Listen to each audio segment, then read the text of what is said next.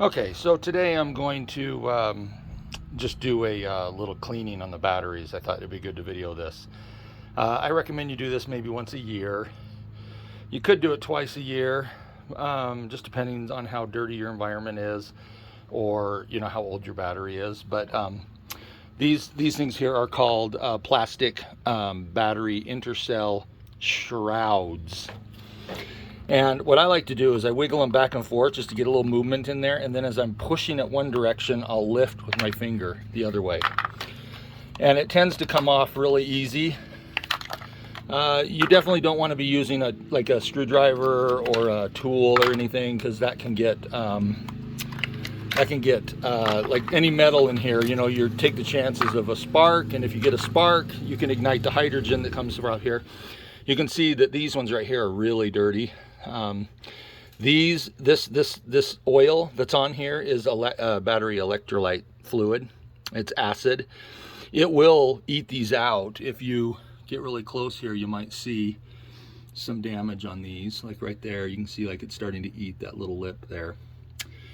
And so what we're going to do is we're going to treat this with some battery acid neutralizer, and then I'll also spray it off and get it nice and clean. But you can see the terminals that are doing great. They're like, really obvious that they're still shiny and stuff. All right, I'll pause the video for a second. These little zip ties, they're good, when you're permanent, but when you're cleaning the battery, it almost makes it impossible. And the weather, it will cause them to break down anyway. So I don't really know how good it's worth even trying to line those up there. Just makes it look pretty. I got this electrolyte on my finger. It's not going to come off. All right, let me try the other hand.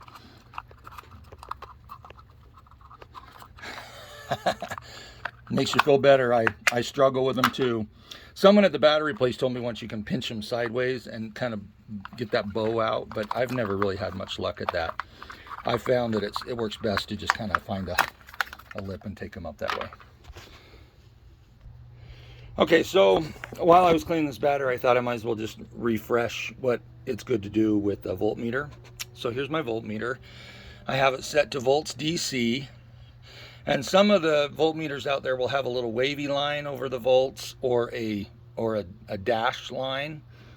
The dashed line means DC, a wavy line means AC, and some voltmeters are smart enough to where they'll have a dash and a wavy line. And then you can, instead of doing just AC, DC, you can change it to like volts DC 2 volts, volts DC 20 volts, 200 volts, things like that. I wanted to point out these two little holes in the shrouds right here, that hole and this hole over here. Normally, to get the voltmeter, or to get the measuring, you can just poke it right through that. And, well, except you don't do it on this side. You do it like that, because you want to split the two, the cells on either side of the watering hole. And when I do that, I'm going to show you here. Let me get this on here. So right there, I'm measuring it. And it doesn't really matter polarity when you're checking the volts. If you come over here and look, like right now, it's negative 2.19, which doesn't really matter. Because like if I reverse these and actually go back the other way, sure, that fixes the polarity, and now I'm just 2 volts. But really, all we're doing right now is we're just measuring to see what the volt is of each cell. I've already gone through and measured both of these batteries, and both of these batteries, pretty much all the cells were spot on. They were like 2.16 or 2. Right now it's 2.1 or 2.21, because there's a little bit of sun. It's a little overcast, you can kind of see. But there's just enough that the midnight charge controller is pushing something. And so there's a little bit of voltage kind of coming into the batteries right now. Not a lot, but that's why it's elevated. It's generally a good idea when you check the voltage. There's 3 times that you want to check it. One is when you're charging. You like if you're charging your battery to say 54 volts, you can divide 54 volts by 24 cells. That's how many cells there are in a battery, and then that will give you what voltage every individual cell should be. In general, these should all be identical, within 0.05 volts away. If they start getting towards a 0.1 and 0.2 volts, that means you're getting a lazy cell, and that could mean that the acids are low. It could mean that the plates are bad. I mean, there's tons of things that could be causing that. But the issue is that when one or two of these cells are not working as hard as they should, all the rest of the battery ends up having to work harder. And when the batteries have to work harder, you wear out your cell more. So it's good to do this. You know, I would probably check the voltage on your batteries at least 2 to 3, maybe even 4 times a year. But you don't have to strip all the shrouds off. You only do this deep cleaning once or twice a year. And I would recommend you have a logbook, and you got to keep track. Like this here's the positive, so I treat that as cell 1, 2, 3, 4, 5, 6. And then it reverses 7, 8, 9, 10, 11, 12. And then it just does this big S as it goes around, and it comes back to the negative terminal. So I would have a logbook. I would be consistent as to which cell number is what. And you want to track it going back to the 3 times. 1 is when you're charging. 1 is after you're done charging, let it rest for about 3 hours, just kind of like maybe 3 hours after sunset and you don't have a heavy load on the trailer. That'd be another good time to test it. And then the 3rd time is when there's a heavy load, meaning like, let's say you're running your AC and it's consistent, you know, it's not going to be clicking on and off, on and off. It's like, it's going to be like a constant steady load. That's another time where you can measure all the cells. Now remember, these are all supposed to be working as a team. Therefore, if you have 1 or 2 cells that are artificially lower than all the others, those are your problem cells. So I just wanted to kind of make sure you guys, it's good to take care of your batteries. As I pointed out earlier, you can see just the color difference between these two right there. And then back here on this one's pretty bad right here. You can kind of see right there. So I'm going to get these cleaned up, and then I'm going to water everything, and then I plan to do an equalization charge on these. I probably won't show that, but I just wanted to show the general cleaning. Now, I like to put all the shrouds in a little bucket like this. And what I'll do is I will go into the house and I'll fill this bucket up with warm water. And then I also put some baking soda. Well, I usually fill this guy up here. And I'll put the warm water and baking soda in here, probably about, you know, where you can see the line right there. It's like right there on the edge. Enough to submerge the cap, you know, some of the caps. And then as I put them in here, I like to kind of clean the insides out. Because like on this one, I think this one came off one of those bad ones. You can see like right there. I don't know what the light's like, but you can see like there's some electrolyte fluid, acid, and things like that in there. So you might as well get these cleaned up before you put them back on the terminal, because if you clean the terminals off and then you put something that's got a bunch of acid on there back on, you're kind of defeating the purpose. So anyway, there you go. I will show you here again another thing I'm going to do to these batteries. Okay, so this is the product I like to use. It's a battery cleaner by CRC. But the thing I really like about it is that it actually has this acid detector in there. And I'll show you here in a second why it's kind of nice to have the acid detector. When I spray this on the first time, you're going to see a whole bunch of pink. And that pink is basically telling you where the battery acid is. And I can tell you right now, just by looking at the film, like you can see this little greasy looking film layer on top of all these batteries right here. That grease is electrolyte fluid, because these are not sealed, and as the hydrogen comes out, every once in a while you're going to get like a little splash, or a little bit of electrolyte will fall back down onto the battery. And so like if I just draw my hand right there, you can see that, right? Get a good sense for how greasy that is. That's all acid. Now if I wiped that on my pants, I'd have a hole in my pants in a few days. So definitely don't wear anything you like.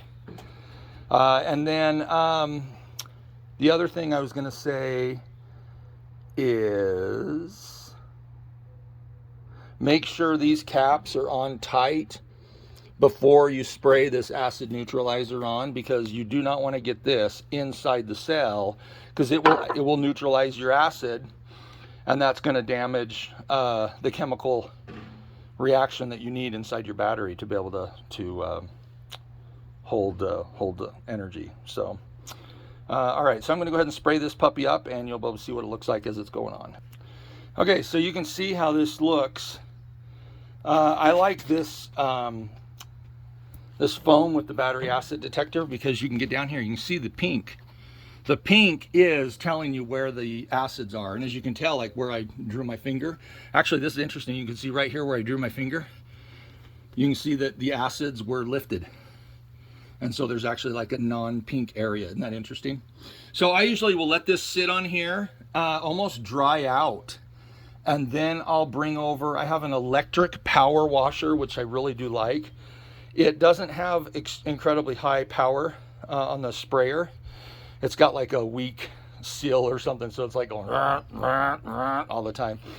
But anyway, I'll use that to spray this off. Now, we want to neutralize this acid. We want it to like really kind of just neutralize it, and then as it dries, when I wash it off, this would still neutralize acid. And so I like to just, when I wash it off, like this stuff will go down on the sides of the batteries, against the case. It's really good. And then right here, I want to show, like, I don't know if you can see that. You might be able to. There's a steel plate that actually runs right underneath this hinge. That steel plate is the nemesis of a lot of these batteries. Here's why. The water will build up on this, and it drips, and it gets down in here. This gets rusty. Rust will eventually start deteriorating the metal, and then rust almost becomes like a conductive layer as well. And then as the acids, because this is having water that's constantly coming through these hinges, it will pick up electrolyte fluids, and then it will slowly build up, and you'll get quite a bit of electrolyte fluid built up right in there. So whenever I clean these, I mean, I love to just go crazy heavy right down in here, because this is this is like one of the problem areas. And so like I just literally let it go crazy in there. Yeah, so it never hurts to have too much of this stuff, because it'll just, you just don't want to get it in the holes, and that's why you want these lids on tight. You don't want to come down with that can and just hover right there. That would not be good. So anyway, I'll show you here a few more as I do some more batteries, and then maybe when I spray it off as well. Okay, there's the other half of the back of the front battery, and you can tell it's actually quite a bit cleaner, which is interesting. You know, this front one here definitely had a lot more acids in it, and it's possible just because there's more of a gap here, you know, like as you're traveling, the wind could be maybe something from the generator, you know, who knows. It's just but this front half was really a lot worse. And so I'll do the second battery now as well. Okay, so interestingly, this back battery, it also had some acid on the front half. When I was putting it on, I was almost thinking maybe it's where the positive and negative leads come onto the battery, that's where it works the most. And so maybe these first few cells, like up here in this front battery, that might be why those first few cells were working harder.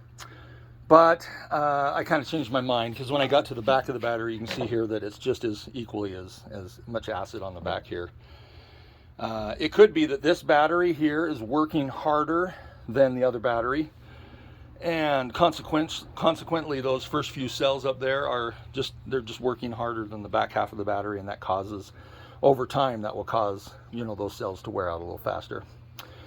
But anyway, you can see here that I did the back half, and this had quite a bit more pink on there. So I wanted to show you one other thing. You know, these cans, as you get towards the bottom, it's like you have to spray it vertical like this, and it's really hard because, you know, it's like you want to make sure that you keep the acid neutralizer coming out. So when I get down to the bottom, I just keep shaking it like this, because that kind of gives me a little bit of product as I try to finish off a can. I generally will use up one entire can cleaning a battery. Well, two batteries, cleaning a trailer, let's say it that way. Okay. Yeah. And what's interesting is when this comes out, it comes out like in a round funnel. I don't know if you can see that. Like, so it's heavy on the outer rim, but not in the center. So it's like I'm always constantly having to kind of fight it just to get a little bit of. Now, I'm going to leave just a little bit in this can. There's like just a fraction, because what I might need to do is, once I spray this all off, there might be a section or two where I want to hit another time. I might hit these cells, you know, the ones that are obviously bad. I might hit those twice, you know, just to give them extra cleaning. You can also, you can get a wire brush. I don't have my wire brush out here right now, but I'll show you what you can do here. Is like, again, you want to be careful because wire, you know, anything metal will conduct. But as you get in here, you can see that you can get that top layer off, and it does make a difference. Like, you know, you can get down, and with a wire brush, you can actually get down to where you can see the silver again. But again, be cautious. And this is just kind of cleaning that up. You know, anyway, you can wipe this acid off. I usually will just use my pressure washer to do most of this. You can see the rag. I mean, it gets dirty really fast. So let me go ahead and hit these again with a little more product. And then they have another product which I used once or twice. I don't know if I really buy into it, but there's a battery cell connector or protector. It's not just the cleaner, it's a protector. It's by CRC as well. But it's really red. And it seems weird to me to put on something that's red when what you want to do is actually see pink for the acids. And so I don't know if I like the color red for the protector, but the idea is that you can paint these terminals, these intercell connectors, with that, and it adds a kind of a greasy layer over the top so electrolytes won't get into the lead as quickly. Also, something I learned recently was kind of interesting. Years ago, they would pour tar over the top of the batteries. So basically this plastic right here, plastic melts. And so if you get a conductive circuit here with a buildup of electrolyte fluid, it is actually conducting electricity to the ground. And that can cause these batteries to drain. But in some cases, if left unserviced, it can actually start melting the metal, which is pretty crazy, or not the metal, melting the plastic. And I bought batteries that have gigantic holes melted in the top. It looks like they just burned. And that's pretty much essentially what it was. As it burns plastic, it kind of singes it and makes it hard. And then that's how the holes will start to develop. And that's, you know, when that happens, sometimes you can take it to a place and have them do, they call it a plastic weld. But in order to do the plastic weld effectively, you almost need to take the whole cell out. And it's a lot of work. You know, like staying ahead of this on maintenance is really important. It's definitely important. Okay, so I will pause this video for a minute, and I'll try to come back to it at the very end. Thought I'd just take a quick shout out to my water supplier. I use a company in Salt Lake called Rocky Mountain Water. This is what we drink. This is a 5-gallon jug, and I actually have them deliver this to us. We've been drinking distilled water for years. If you look up here on the top cap, you can distilled water right there. Turn it, you can read it. Anyway, I have a friend who's really into water, and he came over and tested my water, and he was shocked. He was amazed at how pure this water is, this Rocky Mountain distilled water was. And in fact, the contaminants that he measured in the cup, it was kind of funny because before we measured my water, we measured, I think it was city water, then we dumped that out, and then we measured Costco drinking water, which, by the way, Costco drinking water is, I think it was like 13 parts per million. It was one of the better filtered waters that you can drink. And then we measured this one, and we dumped out the contents, put this in to measure the water. It makes me wonder if, I think it got like 0.1 part per million or something. It was really low. He was astonished. And I almost wonder if some of the reason why we had any contaminants was because we used the same cup to measure the city water and the Costco water. So anyway, shout out to these guys. They'll deliver if you live in the Wasatch Front area. And it's just, you know, I think it tastes a heck of a lot better than mineral water. You know, anything that's been infused with mineral, I think it's better for your body. So there's my little shout out moment. All right, I thought I'd introduce you to my my little electric pressure washer. I got him in a garage sale about 15 years ago. It's been a long time. But he's never really had much power, and you can hear him just struggle here, but he is just perfect for these batteries.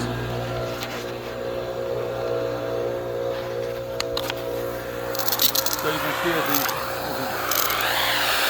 powering up. There's just a nice little, of course it's got a scoopy out here in a second. Thought I'd introduce you to my pressure washer.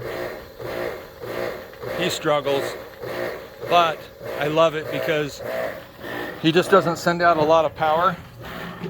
And you can see here as I'm cleaning this off, it's like I can get down in there and I don't have to worry about the pressure being so severe that it might take up any plastic or wear a hole in this. The other thing I want to say is like I like to really get under these terminals pretty good like this. You know, really get in there. We want to get all the acids out of there. You don't want to hover over the top of these plastic watering caps because you've got you actually have the little watering holes. Like I might do a quick little brush like that just to clear it off, but I don't spend a lot of time around the watering holes. And that's why you want to have it tight, because if that's loose, just hitting it on the side like this might inject some water down in there and stuff. So it's nice to really be able to get it clean.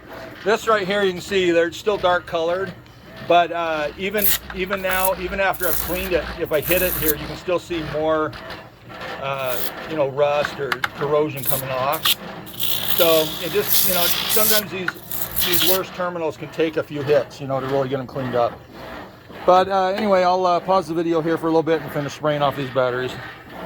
I thought this was interesting. There was a little piece of lead drop that probably was up underneath here when they originally welded these inner cell connectors. There's a little piece that got in there, stuff.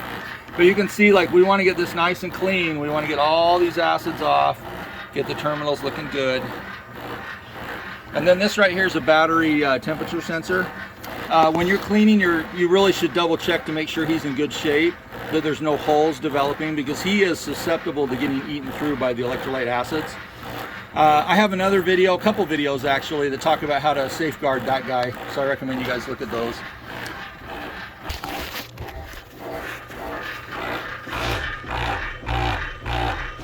I thought I would show me actually spraying this off like right from scratch. You can see as I go down here, you can see how it's really getting in there and pulling up all the goop. And then as you get down in the side there, you can see that there's just more coming off, especially this guy. You can see all those little metals coming out. That's from the electrolyte fluid. Little pieces of lead that is, you know, wearing down and stuff.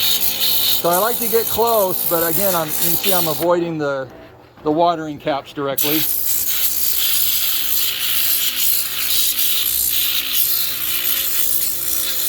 And you can see all those little flakes that are coming off in there. Those are parts of the inner cell connector, dirt, you know. It's good to get all that off of there. And then once I've hit the battery pretty good like this, I'll just do the inner cell connector just like that, just for a second, just to get it cleaned up. I just like it looking good. But you don't want to hover on that because you're basically potentially shooting water in there that's not distilled.